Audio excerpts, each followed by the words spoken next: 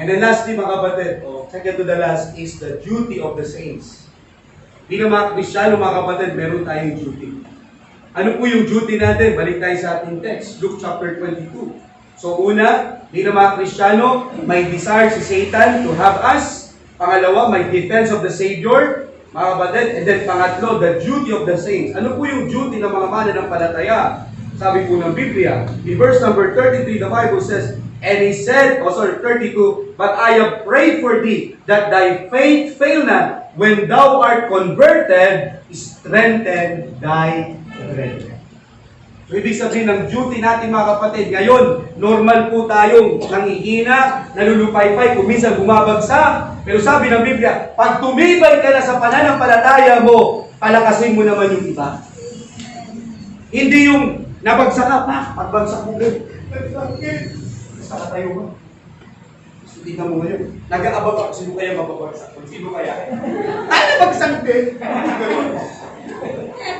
Hindi magganon eh. Kung saan ka nabagsak, hinahanap mo yung iba na mabagsak din doon. Mabuti na lang, may pastor ka kilala, nagdula sa escalator.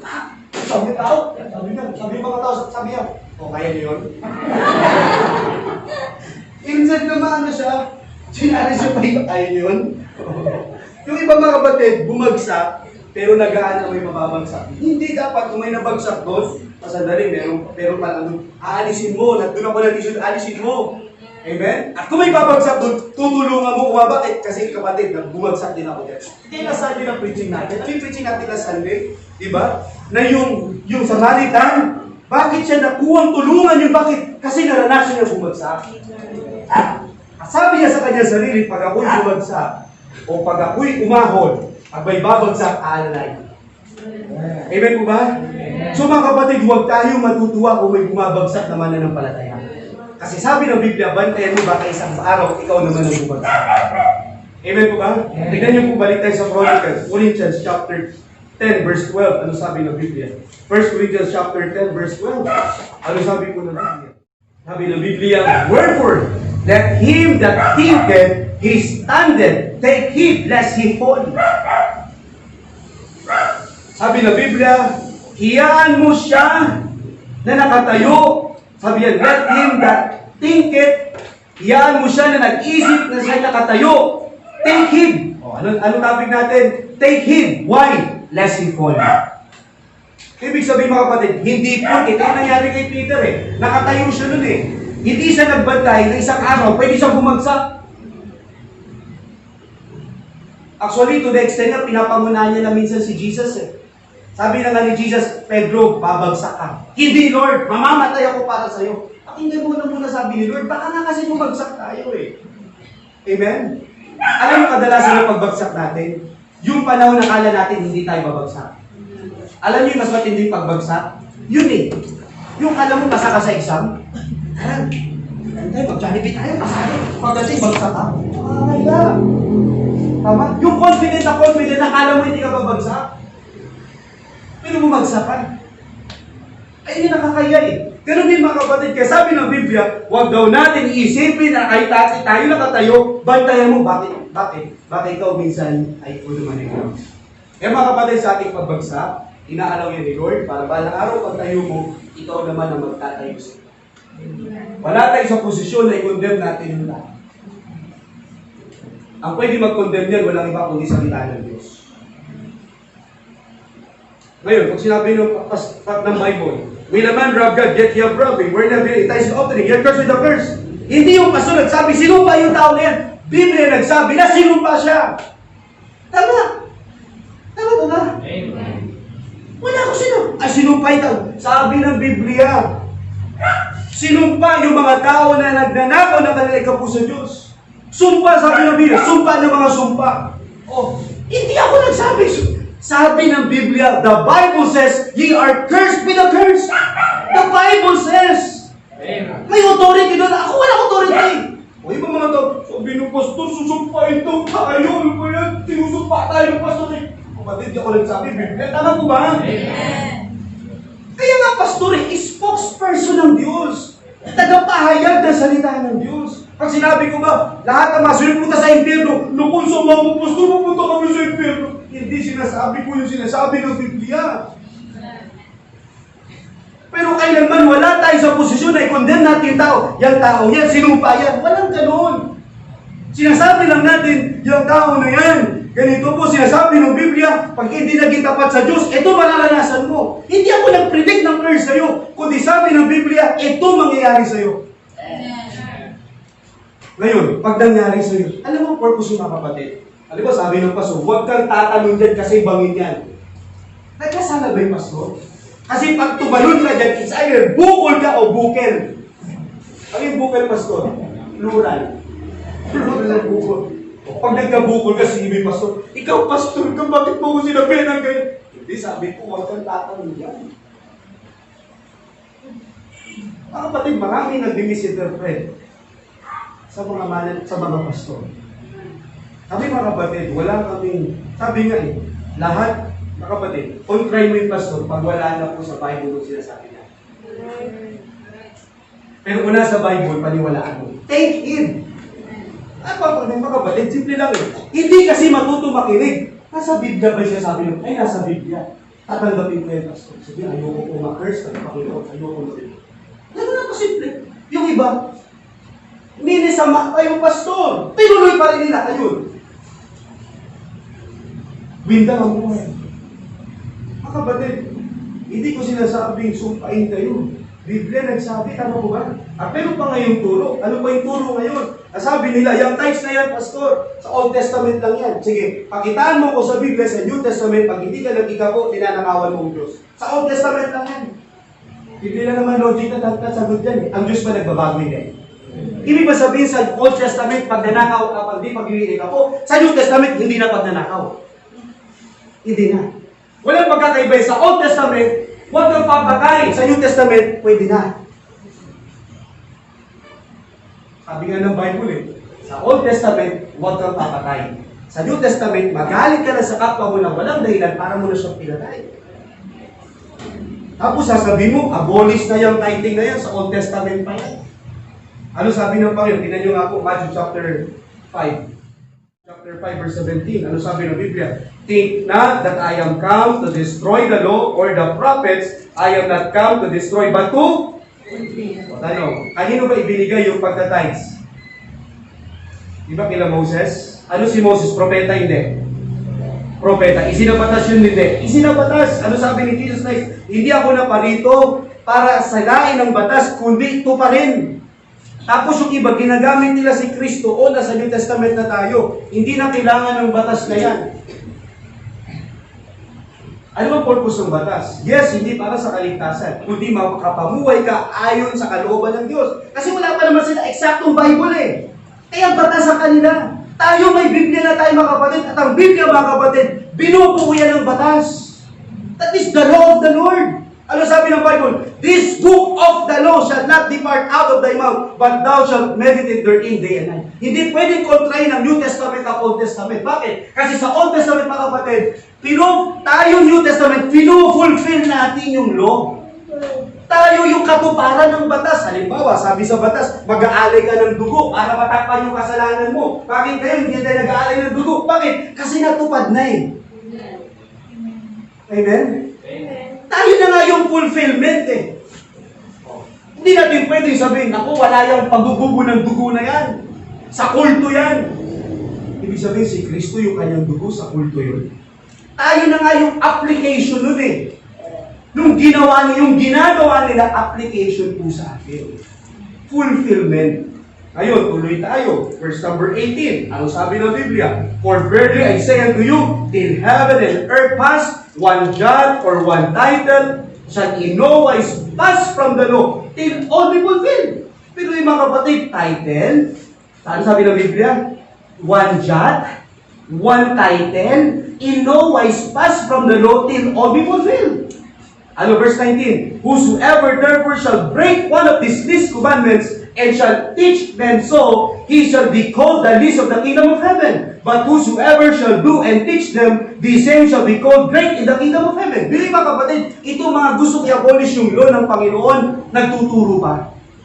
At ano sabi ng Biblia? Kaya mga nag-aalis ng aking mga batas at nagtuturo pa, magiging pinakamaliit sa karya ng langit. Least.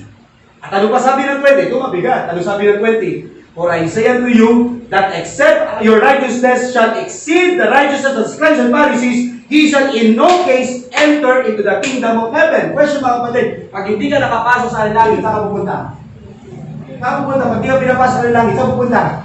Ang tanong, itong scribes and Pharisees, nagtatay sila hindi? Bilis no? Itong scribes and Pharisees, nagtatay po sila o hindi? Nagtatay po yan. Scribes and Pharisees ngayon. O, tingnan nyo po, Matthew 20:23. Paano mag-type itong scribes and Pharisees, mga kapatid? Matthew 20:23. Sabi ng Bible, hihigitan mo. Ano ibig sabihin niya, mga kapatid? Itong mga scribes and Pharisees, doon lang sila sa batas. Ikaw nasa grasya ka, dapat mas higit na eh. Hindi para maligtas, mga kapatid, pero patotoo na ikaw tunay na ligtas. Yan batas ng Diyos. Hindi mo kailangan kontrahin yan. Okay. Kundi mas lalong ma-enforce, ay naku, mahalin yung kapwa, mahalin ko yung kapwa. Kung ibigin ng Diyos, ibigin ko lalo ang Diyos. Ligtas ka eh. Ano mo mas mahirap? Ibigin ng Diyos ng buo mo maging kapwa. Ano mas mahirap? Ano mas mahirap, mga kapatid? Buong buhay mo, buong lakas mo, nasa dito ka sa templo o maging kapwa. Ano mas mahirap? Ano mas mahirap, mga kapatid? Di ba yung manahan ka sa templo, buong buhay mo, nandito ka sa templo? Tama po ba? Mas matinding sacrifice yun. O, Matthew 20:12. Ang sabi ng Matthew 20? Ito mga scribes and Pharisees, ang sabi ng Biblia. Nagka-types pa itong mga ito, basa, ready now, read. What do you scribes and Pharisees hypocrites, for ye lights of meat and lies of beauty, and have not then to their matters of the gospel, but worship whose all come one and the other. Nagka-types sila hindi? Nagka-types. Paano sila mag-types? Pili mga kapatid. G-pay. O, ito mga kapatid, ang tithing, hindi ang giving, that is paying. Pay. Pay type of mint. Ano pa? And anise. And cumin. Alam niyo ito? Hindi. Mga spices. Salamat po. At mamahalin niya ng panahon nito. Kahit na yung mga asin, mamahalin niya ng panahon nito. Mga kapatid, ultimong mga maliliit na bagay, nag-iika po itong scribes and Pharisees. Ano sabi ni Jesus? Except he exceed the righteousness of the scribes and Pharisees, he can in no wise enter the kingdom of heaven. Hindi mo ito nga, nakita mo.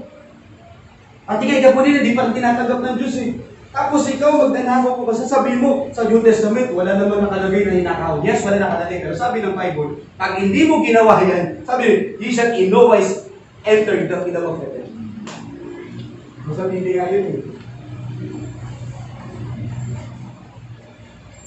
Mga kapatid, mag-ingat tayo. Lately, napakinggan ko yun, babaptist pa sila.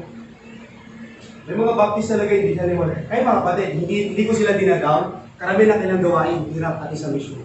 Bakit? Hindi na tinuruan mga membro maging po. Pati membro nila struggle din.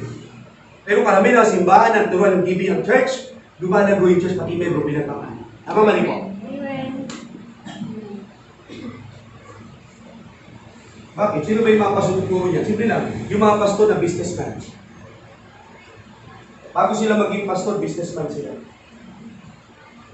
May trabaho naman kami, may business naman ako, bakit tuturuan yung mga membro nito? O iba naman yung mga pastor, umaasa na lang sa support.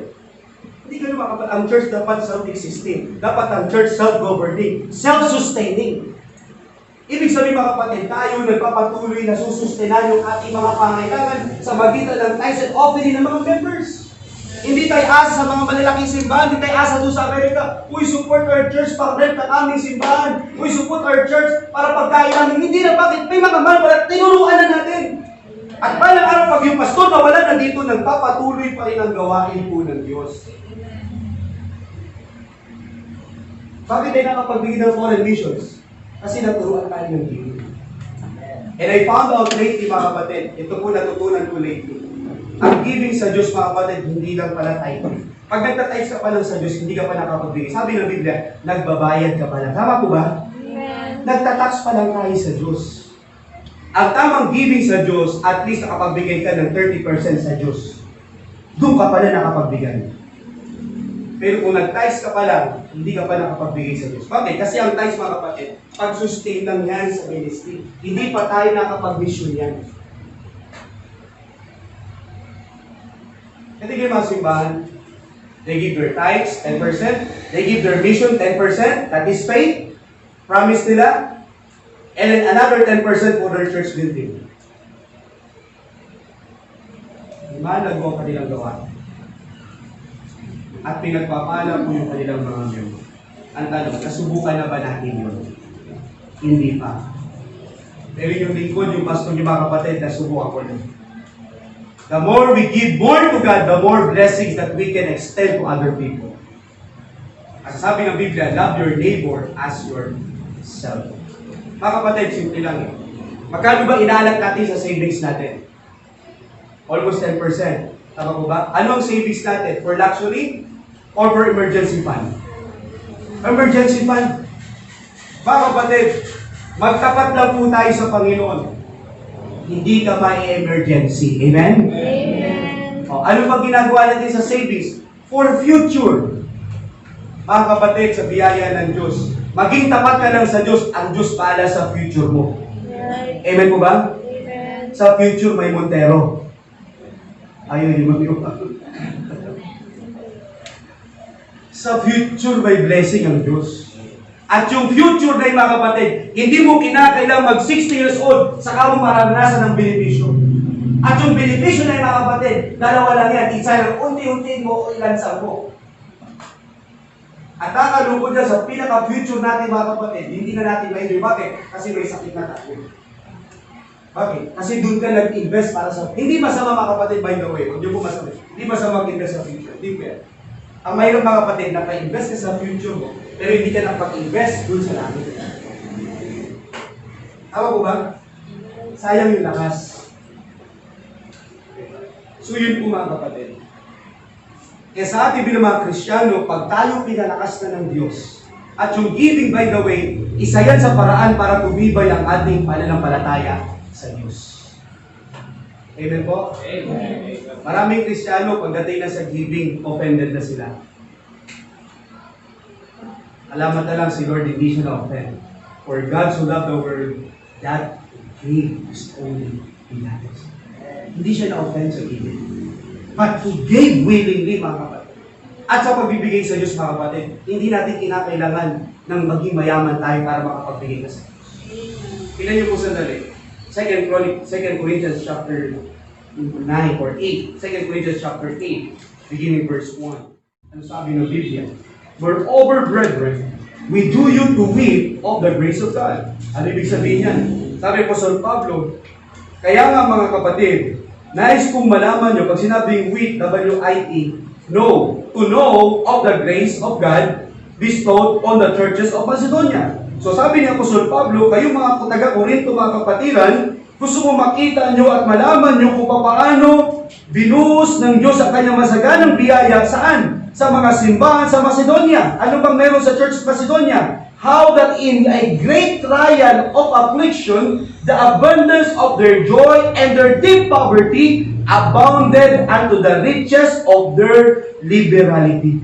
Bili mo sa kabila ng matinding kahikahusan, matinding pagsubok, kahirapan, sabi ng Biblia, sumagana sa kanilang kagalakan, okay, sumasagana sila sa kanilang kagalakan, sa kabila ng deep poverty, abounded unto the riches of their liberality.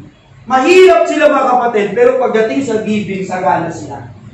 Mahirap sila, pero pagdating sa giving, may maibibigay sila sa Diyos. Bakit? Ano bang issue ng giving mga kapatid? The issue ng giving mga kapatid is not the capability ng kahit natin, kundi ang attitude ng puso. Pag ang puso gumana pagdating sa gawain ng Diyos, hindi mo pwedeng imitahan yan. Mga kapatid, great affliction. Ito, purihin si Lord. Ibaba tayo ng Diyos. No? Mga missionary natin, ano po yung sabi nila? Despite ng COVID-19, nakakapagbigay pa po kayo sa akin. Alam pa kayo si Lord? Sabi ng kapatid, sila nagsabi, Pastor, despite ng COVID-19, nakakapagbigay pa rin kayo. Hindi naman tayo tayo malaking simbahan mga kapatid. Magkano lang pa Maria, sige magkakita tayo dito sa Jewish natin. Bakit? Hindi kasi kaya ng commitment eh. O di na nagko-commit. O di mag-extra-operate tayo para may maipulong tayo sa ating foreign local missions. Ine-expect nila mga kapatid, kahit ako, minsan nilagay si Satan, uy, wag na muna kayo magbigay sa Jewish problem. COVID-19 naman eh. So sabi ng Panginoon, anak, hindi yan ang dahilan. Hindi ba sapat yung biyaya ko sa inyo? Amen? Alam mga kapatid, during COVID, ang dami namatay na pastor. Nasa grace, ang dami na puso na pastor. Ang dami mga kapatid. Yung buhay lang ako, buhay lang tayo. Ano man lang yung maibigay natin sa mission, amen? Amen. Biyaya yan ng Diyos. Amen. Tapos manginayang tayo. Ang daming namatay kahit pastor sa COVID-19. Mga malalaking simbahan, mga kapatid, mayayaman na simbahan. Biruin mo, pastor namatay due to the COVID-19. Tapos tayo, malakas na idadahilan natin. Hindi kasi may COVID. May COVID ulit. Wala. Mga kapatid, nasa puso eh. Kung magbibigay ka, walang COVID-19, walang kahirapan yan. Basta malaga may commitment, may mag-iba ko yan. Mga kapatid, bawas ka lang. Ito lang po, magpapadala namin sa mission. Pinapasalamatan. Kasi hindi lang naman yung amount, mga kapatid. Eh. Yung naalala mo sila, pinakita mo yung pag-aalala mo, yung pagmamahal mo sa magitan ng token. At yung barya na binigay natin, pinagyayaman po ng Diyos. Hindi naman talaga sa amount, mga kapatid. Yung naging bahagi ka, masaya ka, despite ang ating affliction, may COVID-19, may pangailangan, pero may naibigay tayo sa gawain ng Diyos, mga kapatid. Ayan po yung grasya ng Diyos. Ano ibig sabihin ng grasya, pastor? Yung hindi mo kaya magbigay, nakapagbigay ka. Doon palang grace na yun. Kaya sabi ng Biblia, abounding grace na naranasan mo ng Church Badisulod. At hindi lang yan, at yung parating pang pagpapala sa kanila. Yung makapagbigay lang tayo mga kapatid, that is the grace of God. Ano sabi ng Biblia? Tuloy natin. Sabi ng Biblia, for to their power, I bear record, yea, and beyond their power, they were willing of themselves, praying us with much entreaty, that we would receive the gift, and take upon us the fellowship of the ministry of the saints, and this they did, not as we hope, but first gave their own selves to the Lord, and unto us by the will of God. Alam niyo sa pagbibigay mga kapatid, malaga ibigay natin yung sarili natin sa Diyos. Amen? Amen. Ibigay natin sarili sa Diyos. Mga kapatid, mahirapan ka magbigay sa Diyos. Pag una, hindi ka nagbibigay ng time sa Bible reading, hindi ka nagbibigay ng time sa prayer, hindi ka nagbibigay ng time sa soul winning, hindi ka nagbibigay ng time sa worship services, mahirap ibigay ang time. Sama mali? Amen. Hello? Amen. At mas mahirap ibigay yung foreign mission. Eh sabi ng Biblia, ibigay mo muna yung sarili mo sa Diyos. Bakit? Kasi pag ibinigay mo sarili mo sa Diyos, nabasa mo sa Bible, ang dami pala napupunta sa impyerno. Kailangan ko pala magkakinagalaw, pero Lord, di ko sila maabot. Pero Lord, sa magitan ng aking prayer, sa magitan ng support, Panginoon, ay makatulong man lang po sa kanila. Kaya importante mga kapatid, tayo mismo ibigay muna natin ang ating sarili. At pag binigay na raw natin ang ating sarili, sabi ng Biblia, at sa kanila, kailangan mo sa sabi, and unto us, by the will of God. Listen mga kapatid. Kami mga pastor, mga kapatid, pinagkatiwalaan kami ng Diyos sa pamamahala po sa inyo. Pinag-pray kayo, pinamahal kayo ng pastor nyo. At dapat bilang mga members, matuto po tayo magtiwala sa ating mga pastor. Amen? Amen. Dahil sabi sa Book of Acts, mga kapatid, ito mga apostol, diba, sabi ng Biblia, ito mga members, nagbenta sila tayo ng arian, pakibasa na, Acts chapter 4, verse number 37 o 34, ano sabi ng Biblia? Sabi ng Biblia, neither was there any among them that lacked, for as many as were possessors of lands or houses, sold them and brought the prices of the things that were sold, verse 35, and laid them down where? Nilagap po nila. Ano po yung nilagap sa Apostle Pete? Mga napagbentahan ng kanilang mga lupa, ari-arian. Baka hindi lang milyon yun. Pero nagtiwala sila sa mga apostol. Amen? Amen. Para yung mga apostol, sila po mamamalag sa pag-distribute. Eh mga kapatid, magtiwala tayo sa mga lingkod ng Diyos. Amen? Magtiwala tayo sa mga missionary na sila ginagawa ng kanilang trabaho sa pag-mission. Kaya nga partnership kailangan ng trust, kailangan magtiwala po. Higit sa lahat, mahalin po natin yung mga manggagawa ng ating Panginoon. Amen po? Amen. So yun po. So Pastor, bakit 30%? Simple lang yan. Una, yung tithes mo, bigay mo sa Panginoon. And then after ng tithes, Pastor, wala saan yung biyaya sa ng Diyos. Kamusta yung mission? Ibig sabihin mga kapatid, dyan papasok yung offering mo sa Panginoon. Ano po yung offering mga kapatid? Dapat po, dapat po, makayanan natin sa biyaya ng Diyos mga kapatid. Ito ang tithes natin. Dapat ang ating offering, hindi po dito. Ay, Pastor, mukhang ang hirap yata pantayan, kaya kailangan mo biyaya ng Diyos. Amen? Amen po ba? Kasi hindi papasok sa iyo ang biyaya ng Diyos kung hindi mo susubukan.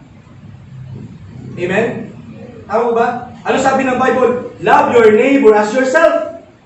Sino yung neighbor natin mga kapatid? Isa dito yung mga unbeliever. Kailangan nila masave. Ano, meron ka bang pondo para abutin ng kaluluwa yung mga unbeliever? Wala. So ilagay mo sa mission. Amen? At ano pa sabi ng Biblia? Lay up for yourselves treasures in heaven. So ibig sabihin mga kapatid, hakbang tayo ng may pananampalataya sa Diyos. Amen po ba? Amen? Pagkatapos ng pastor, ano next? Ito naman tinatawag ng first fruit o sacrificial offering. Itong sacrificial offering mga kapatid, pwede itong isang bigayan o pwede mong inut-inutin ito. Kaya suma total, 30% ibigay mo sa Diyos. Tama mali po? Amen? Okay, para saan pa 30%? Ayan, para sa ating project, para sa ating church building. Eh, natupad din sinabi ng Biblia, nag-inpo ka ng kayamanan sa Panginoon sa langit. Kaya pagdating mo sa langit, hindi may reward ka. Amen po ba? Alam nyo, ganda ng topic namin kapon, kung paano yumaman. Amen. Amen? Kasi may nakalagay sa Bible, rich but poor. At meron masabi ng Biblia, poor but rich.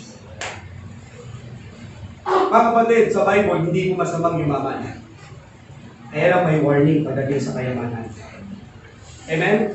Amen. May warning eh. Sabi nga natin, di ba? Money is a dangerous and destructive master, but a useful slave. Anong gusto mo mangyari sa pera? Maging master mo o maging alipin mo? Pag alipin mo pera, marami kang magagawa. Pwede mong ipamana sa mga anak mo yan. Pwede kang magkaroon ng influensya. Bakit? Alipin mo yung pera eh. Pero pag master mo yung pera, lahat kaaway mo. Tama po? Okay, kaagaw mo yan eh. At ano sabi ng Biblia? I-encourage ba tayo ng Diyos mag-impok ng kayamanan sa lupa? Nakalagay sa Bible. Wag, bakit? Bili mo, ang dami mong gintong na impok. 3 tonelada. Panginoon, for 10 days, nakapag-impok ng 30 tonelada. Ginto, Panginoon. Sige na. Come up. Rapture. Sandali lang, Lord. Ang bigat. Hindi ka makakat eh. Ang bigat eh. Nagtyaga ka, nakapunta ka sa langit. Pagbagsak mo sa langit, Lord, ito may 30 tinuladang ginto. Nakatingin sa'yo mga tao. Pagtingin mo sa langit, panay ginto, inaapakan. Kung dadala ka ng ginto sa langit, inaapakan yung ginto sa langit. O sige, i-bulldozer na yung mga ginto, gawing ispalto, gawing kalsada. Pero yung pinag-ipunan pagdating sa langit, dinadaanan lang. Ako yung mga kapatid yung common sense. Tama po ba? Amen. Kaya mga kapatid, anong gagawin mo dyan sa mga kayamanan na yung mga kapatid? Dadalhin mo sa langit. Hindi mo kailangan sa langit yan. Amen? Dito kailangan yan sa gawain ng Diyos. Kailangan ng pamilya mo. Pero mas kailangan yan ng gawain ng Diyos. Iimpukin mo yan para sa gawain ng Diyos. Kaya hindi masamang yumaman mga kapatid pag ang intention mo para sa kapurihan ng Diyos. Kasi ang Diyos kaya na magbigay. Tignan nyo Isaiah chapter 45 verse 3. Ito sabi ng Biblia, and I will give thee the treasures of darkness and hidden riches of secret places. Ibig sabihin mga kapatid, that thou mayest know that I, the Lord, is called by the name, am the God of Israel. Ang Diyos kaya niyang payamanin ang isang tao. Si Cyrus, sabi ng Bible, I will give you the treasures of darkness. Mga kapatid, sabi ng Biblia, labor not to be rich. Nakalagay yan sa Bible.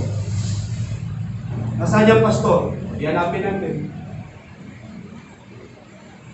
Proverbs, chapter 19, verse 4. 23 pala. Proverbs 23, verse 4. Totoo lang. Ako, gusto ko yumaman. Gusto niyo yumaman, amen? Lahat tayo, gusto natin mga yumayaman. Ang sabi ng Biblia, basa, ready now, read. Ano sabi ng Bible? Labor not to be? Ang labor, ginagawa yan para may makain tayo. Kaya ka maghanap buhay para may makain. Pero yung yumaman, wala yan sa Bible. Kaya huwag mo sasabihin, dahil sa pawid at dugo ko, kung bakit ako yumaman? Alam mga kapatid, ang totoong mayaman? Alam niyo totoong mayaman mga kapatid? Alam niyo kung sino yung totoong mayaman mga kapatid? Ha? Hindi po yan nagtatrabaho. Nagbibilang yan, minomonitor yan. Oy, 1 million isang oras ko na. Ilang seconds? Kaya yung stock exchange, di ba gumagano? Seconds lang eh. Yung mga mayaman, tinitignan lang nila kung magkano na pera nila. Per minuto, per segundo, kung tumataas ba yung kanilang pera. Hindi nag-deliver yan. Gumagano lang o. Kamusta na dyan? Kamusta na yung pera ko dyan? Bankero, kamusta yung pera ko dyan? Tama? Yung mga magsasaka, boy, gano'n. Saka na sila na saka. Yumaman, gano'n pa rin. Sabi ng Bible, labor not to be rich. Alam mo, riches mga kapatid, dalawa lang ang source niya. Una sa Diyos, pangalawa sa Diablo. It's either na sa dalawa. Gusto mo yumaman? Bita ka ng drugs. Aba, mali ko. Gusto mo yumaman? Nakaw ka. Tuloy lang naman yun eh. Ay, ba para ng Diyos? Hindi para ng Diyos. Ang riches mga kapatid, una, pwede magaling sa Diyos, pwede galing sa kaaway. Ay, paano ka payamanin ng Diyos? Una, papayamanin ka muna yan spiritually. Amen? Kasi spiritual na kayamanan, hindi yan mawawala sa iyo. Ngayon, kung pagkakatiwalaan ka ng Diyos, kagaya ni Abraham, okay, nila David, pinagkatiwalaan sila ng Diyos, at saan nila nilagat ang kanilang kayamanan? Doon din sa Panginoon. O, tignan niyo si David. O, yumaman si David. Okay, pakibasa nga po. 1 Chronicles chapter, o, si Abraham muna, Genesis chapter 12, verse 3. Genesis chapter 12, verse 3. At 13, verse 2. Genesis 13, verse 2. Basahin po natin. Genesis chapter 13, verse 2. Ready now? Basa po.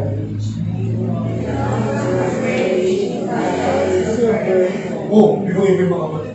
Isang chapter pa lang, nangako pa lang Diyos sa kanya, pagpapalain siya. Isang chapter pa lang mga kapatid. Mayaman na si Abraham. Tanong, saan galing ko yung ni Abraham? Hindi sa Diyos. Amen? At mayroong tao ginagamit ang Diyos. Hindi naman nag-labor sa Abraham. Sabay dito na. Hindi. Tumunod siya sa Panginoon. Pinagpala agad siya ng Diyos. Amen? May tanong, saan ginamit Abraham yung kanyang pagpapala kayamanan? Hindi para lang sa kanya sarili. Una, pinagamit niya sa Panginoon. Ginagamit ng Diyos ang kayamanan ni Abraham mga kapatid para i-sustain yung kanyang living, pero pinaka-primary buhay ni Abraham, hindi naman yung ginto eh. O, si David naman. David, 1 Chronicles chapter 29, verses 1 to 4.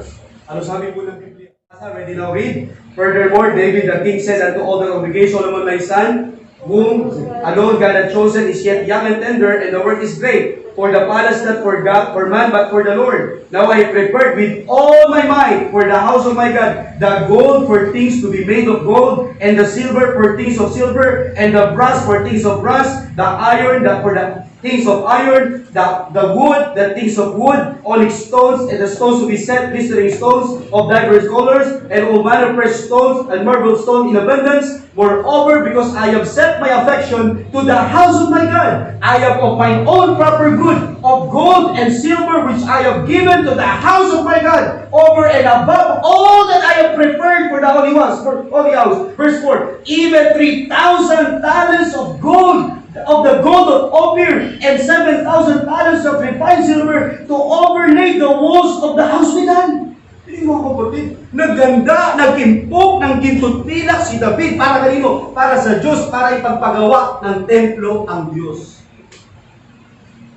Above all, sabi niya sa verse number 3, sabi niya, I have prepared for the holy house. Sabi niya, which I have given of the house of my God, over and above all that I have prepared. Binuhin mo, di ba? Ito lang sana ang bibigay niya. Pero sabi ng Bible, mas hinigitan niya pa ang pag-ibigay niya sa Diyos. Eh mga kapatid, huwag tayo mag-tissue. O yun, ayos, mission, church building, ano ba naman yan? Si David mga kapatid, hindi lang yun ang binigay niya sa Diyos. So ibinigay niya lahat sa Diyos. Okay, pinaka-end ng buhay ni David. Verse number 28. Binigay niya lahat sa Diyos ha. 28. Ano po nangyari kay David? Pakibasa.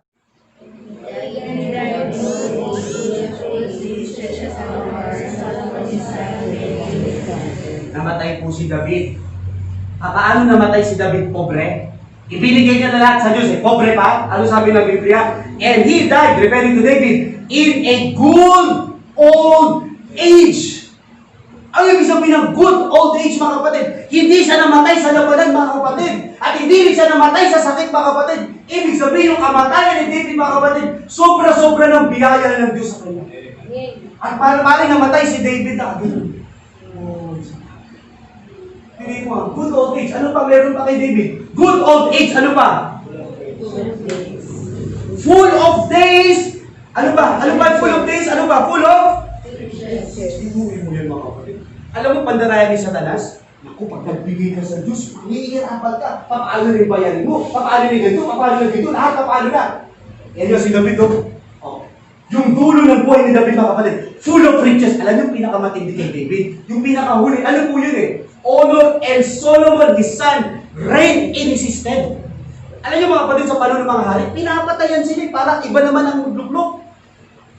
Pero siya mga kapatid, namatay siya, nakita niya yung kanyang anak na Solomon. Naku, yun ito, anak ko papalit. At matindi na mga kapatid, hindi lang Solomon, hanggang sa pinaka-apo, pinakadulo ng lahi ni David. Si Jesu Cristo, magre-reign pa rin sa trono ni David. Amen. Bakit? Hindi siya nang kinayang sa Diyos. Ginto lang yan. Apo niya si Hezekiah, naglimpok ng kayamanan. Si Solomon, mga kapatid, hindi naman niya naglimpok Yung mga ginto, ibinigay kay Solomon. Bakit? Galing sa Diyos. Huwag mo nang hanapin sa Diablo, kasi sa Diablo, pag nagbigay ng ginto sa'yo, may kapalit. Kaya kay Jesus, sabi niya kay Jesus, sambahin mo ako, ibibigay ko yung glory na itong daigdig, yung kayaman nito, sambahin mo. Bili mo, pinapasamba niya si Jesus, ni Satan. Mga kapatid walang imposible sa Diyos. Amen po ba?